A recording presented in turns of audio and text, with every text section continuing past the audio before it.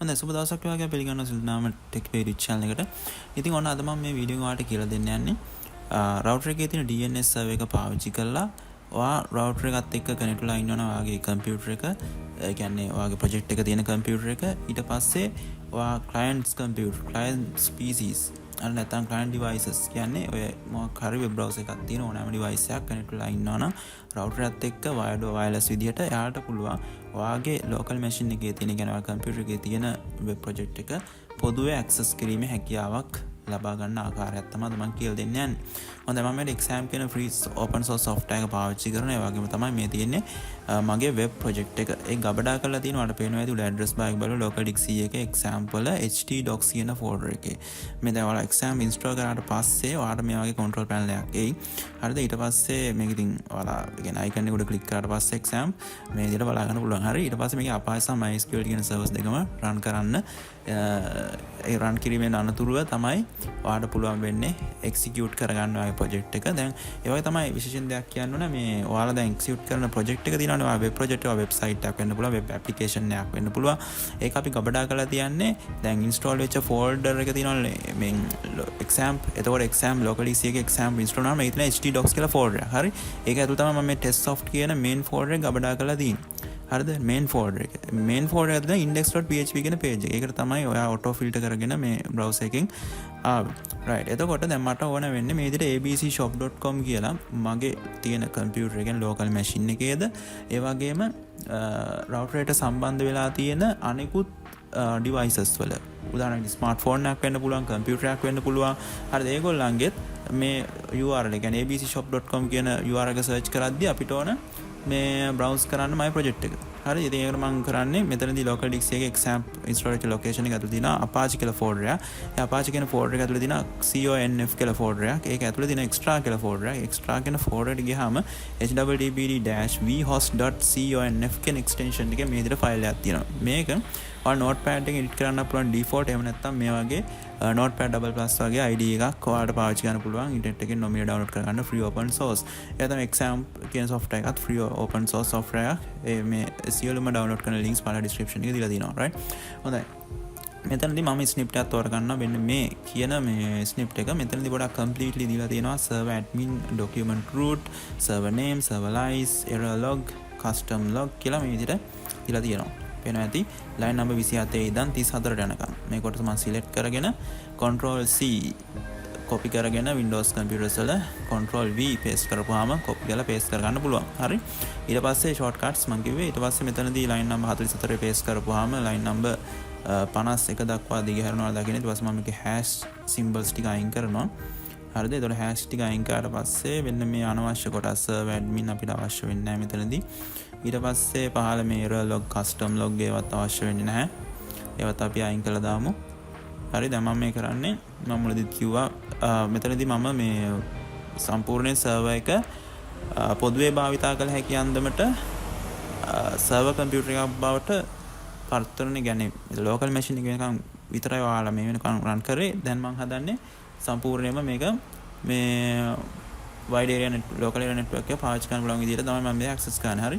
එතකොට මෙතනදී ඔයාලා දකින්නදී document root කියන තැන කියන්නේ ඔයාගේ දැන් project එක ගබඩා කරලා තියෙන තැන. සමහර htdocs වල නොවෙන්නත් පුළුවන්. දැන් මම මෙතන htdocs වල ගබඩා කරලා තියෙනවා. හරි. ඊට පස්සේ ඒ අදාළ main folder එකේ නම. හරිද? main folder එකෙන් පස්සේ ඔයාගේ index.php කියන ඒ හරියට index.html හරි page එක දෙන්න අවශ්‍ය නැහැ. auto filter කර ගන්නවා index page එක. හරි home page එක. ඊට පස්සේ server name එකයි server lice එකයි local host කියලා මේ විදිහට දෙන්න.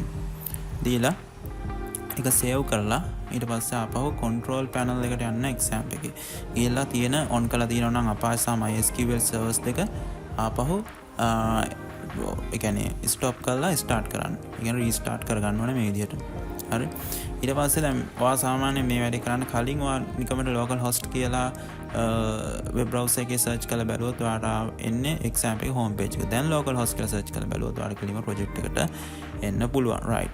දැන් අපි යමු අනිකුත් devices. ඒ කියන්නේ router එකට සම්බන්ධ අනිකුත් clients ලා හරිද? එයාලටත් මේ වෙබ්සයිට් එක ඇක්සස් කරන්න, එහෙම නැත්නම් ඔයාගේ වෙබ් ප්‍රොජෙක්ට් එක ඇක්සස් කරන්න අවස්ථාව දෙන්න යන්නේ. මෙතනදී මම රවුටර් එකත් එක්ක කනෙක්ට් වෙනවා. නමුත් මම රවුටර් එකට ඉන්ටර්නෙට් කනෙක්ෂන් එක සම්බන්ධ කරලා නැහැ. මොකද මේක ලෝකල් ඒරියා නෙට්වර්ක් එකක්. හරිද? දැන් මෙතනදී අපිට ඕනේ අනවශ්‍යයි මේ අන්තර්ජාලය ඇත්තටම. මොකද අපිට ඕනේ රවුටර් එකට සම්බන්ධ වෙන පිරිස අතර පමණයි මගේ වෙබ් අඩවිය දර්ශනය කරන්න ඕනේ. හරිද? ඔයාගේ වෙබ් ප්‍රොජෙක්ට් එක දර්ශනය කරන්න ඕනේ. ඒ නිසා ඉන්ටර්නෙට් සම්බන්ධ කරන්න ඕනේ. ඊට පස්සේ ඔයාලා රවුටර් එකත් එක්ක කනෙක්ට් වුණාට පස්සේ වයර්ඩ් වයර්ලස් විදියට මේ විදියට IP ලිපින දෙන්න 192.168 එක තමයි ගොඩක් බොහෝ දුරට සමහරට රවුටර් වල IP ලිපින වෙනස් වෙනවා යූසර් කන්ෆිගරේෂන් හදන්න. මෙතනදී මම පාවිච්චි කරන්නේ F560 F560 කියන රවුටර් එකේ යූසර් නේම් පාස්වර්ඩ් දුන්නා දකින්න ඇති. ඊට පස්සේ මෙතන ක්වික් සෙටප් තමයි ගොඩක් වෙලාවට ෆෝකස් කරන්නේ ඩිෆෝල්ට් කන්ෆිගරේෂන් වල. ඉතින් ඒක ඩීටේල් සෙටප් හරි ඇඩ්වාන්ස් සෙටප් හරි ඔයාලගේ රවුටර්ස් වල ඇති. එහෙම ගිහලා බලනකොට මෙතන තියෙනවා උඩ ටැබ්ස් කීපයක්. මේ කියන ලෝකල් ඒරියා නෙට්වර්ක් කොහොම හරි හොයාගන්න වෙන මේ DNS කියන එක. හරිද? මෙන්න මේ DNS කියන ටැබ් එක වල සෙටින්ග්ස් වල ඇඩ්වාන්ස් සෙටින්ග්ස් වල මේ තියෙන්නේ. ගිහලා හොයාගත්තාම ඔයාලට බලා ගන්න පුළුවන් ඩොමේන් නේම් විදියට සමහර විට තියෙයි, සමහරට තිබෙන්න පුළුවන්. නමුත් ඩොමේන් නේම් තිබ්බට ඒක ෆිල් කරන්න යන්න එපා.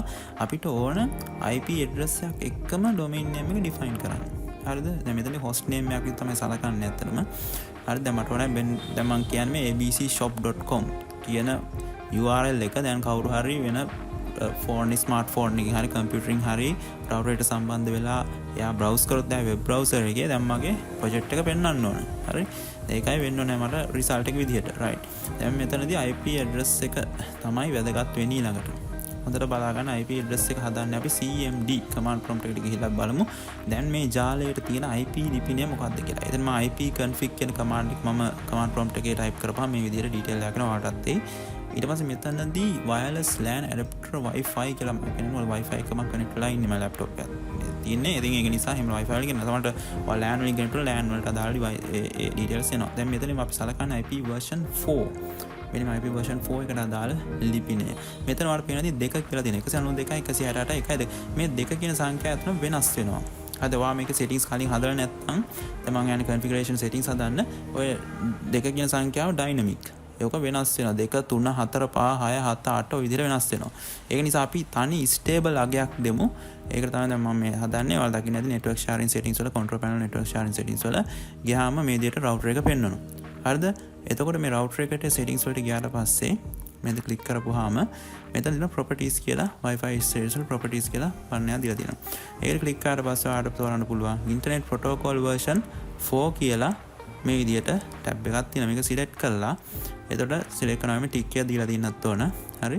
ඒකේ properties ගියාට පස්සේ ඔයාලට බලා ගන්න පුළුවන් ඒකේ detail. දැන් ඔයාලට පේනවා ඉතින් obtain an IP address automatically කියලා බොහෝ විට තියෙන්නේ. ඒ කියන්නේ මේ settings හදලා නැත්තම්. හරිද?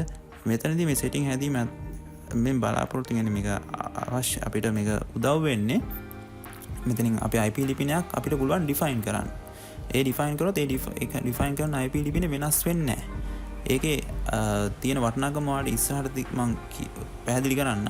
දැන් මම මෙතෙන් දෙන්නේ 10 කියලා. හරිද? සාමාන්‍ය ටැබ් එක ඔබනකොට පල්ලා සබ්නෙට් මාස්ක් එක නිකම්ම හැදෙනවා. අර ඒ ඩිෆෝල්ට් සබ්නෙට් මාස්ක් එක හැමම තියන්නේ. ඒක වෙනස් කරන්න ඕනේ නැහැ. ඊට පස්සේ ඩිෆෝල්ට් ගේට්වේ එක දෙන්න 192.168.1 1 කියලා. හරිද? ඊට පස්සේ මේ පල්ලා හැදිලා තියෙනවා මේ preferred DNS කියලා. මේ වාට එන්ටර් කරන්න එතන 8.4යි alternate DNS එකට දෙන්න 8.2.4.2. හරි ඔය විදිහට දීලා දැන් ඕකේ ගන්න. මෙතනදී කිසි ගැටලුවක් වෙන්නේ නැහැ. අන්තර්ජාලයත් එක්ක සම්බන්ධ වෙදී එතන ගැටලුවක් වෙන්නේ නැහැ. මෙතනදී මේ ජාලයට අදාළව IP ලිපිනයක් අපි හඳුන්වලා දුන්නේ.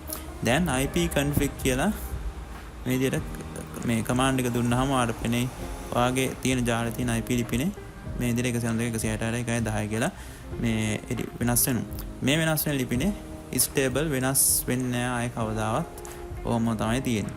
හරි ඊට පස්සේ ඔක browse කරලා බලුවත් web browser එකක ඔයාගේ local machine එකේද එහෙම නැත්නම් ඔයා වෙනත් machine එකේ browse කරලා බලුවොත් ඔයාට පුළුවන් ඔයාගේ project එක load කරගන්න. හරි දැන් මම මෙතනදී host name එකට දෙනවා මට අවශ්‍ය කරන domain එකක් විදිහට හදන්න ඕනේ. නම ඔයාලා පුළුවන් ඔයාගේ නම හරි මොකක් හරි website එකක නමක් දෙන්න පුළුවන්. අර ඒ කියන්නේ ඔයාගේ personally හදන website එක නම. හරි ඊට පස්සේ ඔයාට දැන් මේ ඒ network එකට අදාළ IP ලිපිනේ මෙතන පහලින් define කරලා apply කරාම host name එකට දුන්නාම දැන් අපි බලමු host name එක මම save වෙනවා. ඉතින් මේ router එක මේ DNS මේ facility එක සමහරට මේ host name define කරන්න ගොඩක් routers වල නැති වෙන්න පුළුවන්. ඉතින් ඒ වන් අවස්ථාවේදී මේ IP ලිපින තමයි ඔයාලට ඔයාගේ යාළුවට දෙන්න වෙන්නේ. හරිද? ඒ කියන්නේ ඔයාගේ යාළුවා ඉන්නා නම් ස්මාර්ට්ෆෝන් එකකින් එයාට මේ ලිපින දෙන්න. ඒ කියන්නේ IP ලිපින දෙන්න 192 168 110. නැත්තම් ඔයාලට domain එකක් මේ විදිහට host name එකක් දෙන්න පුළුවන් නම් මේ විදිහට host name එකක් ඔයාලා browse කරන්න පුළුවන්. ඕනෑම router එකට සම්බන්ධ ඕනෑම device එකකින් මේ විදිහට router එකත් එක්ක සම්බන්ධ වෙලා එයාලගේ devices වලින් මම දැන් smartphone එකමයි පාවිච්චි කරනවා වෙනම තියෙන client device එකක් විදියට. ඉතින් මම මගේ default web browser එකේ phone එකේ තියෙන search කරලා බලනවා abcshop.com කියලා. හරි. මේ විදියට type කරලා search කරනවා. ඉතින් මට පහසුවෙන්ම මගේ web project එකට මේ විදියට ළඟා වෙන්න පුළුවන්, access ගන්න පුළුවන්. ඉතින් මේ ක්‍රමවේදය අතර ගොඩක් ඔයාලට ප්‍රයෝජනවත් වෙයි කියලා හිතනවා විවිධ කටයුතු වලදී. ඉතින් මම හිතනවා ඔයාලා මේ වීඩියෝ එකෙන් දෙයක් දැනගන්න ඇති කියලා. එහෙමනම් අපි තවත් අලුත් දවසකින් මේ වගේ අලුත් වීඩියෝ එකක් හම්බෙන්න බලාපොරොත්තු වෙනවා. අදට මේ වීඩියෝ එක සම ගන්නවා. එහෙනම් වීඩියෝ එක බලනකොට ගොඩක් ස්තුතියි.